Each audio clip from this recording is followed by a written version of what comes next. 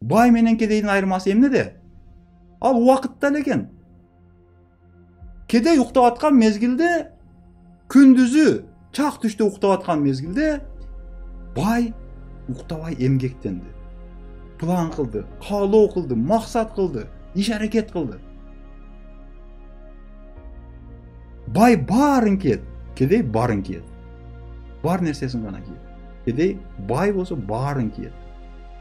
Берекенин көбү соодада, соода сатыкта. Пайгамбарыбыз саллаллаху алейхи ва саллям айтты. Берекенин көбү соодада.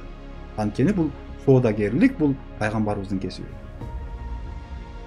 Акча табууда бир эле кирешеге ишенип отуруп калба. Башка кошумча киреше булактарды издөөнү токтотпо. Сөзсүз бир эле тармакта иштей бербей, сөзсүз башка бир өзүңдүн мүмкүнчүлүктөрүңдү дагы карап көрүшүң керек. Бардык адамдарга бирдей Алла Таала берген. Мүмкүнчүлүктөрдү бирдей берген.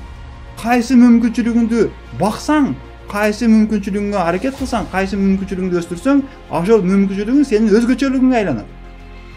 Башкадан өзгөчөсүң, өзгөчө кылган иштериң болот.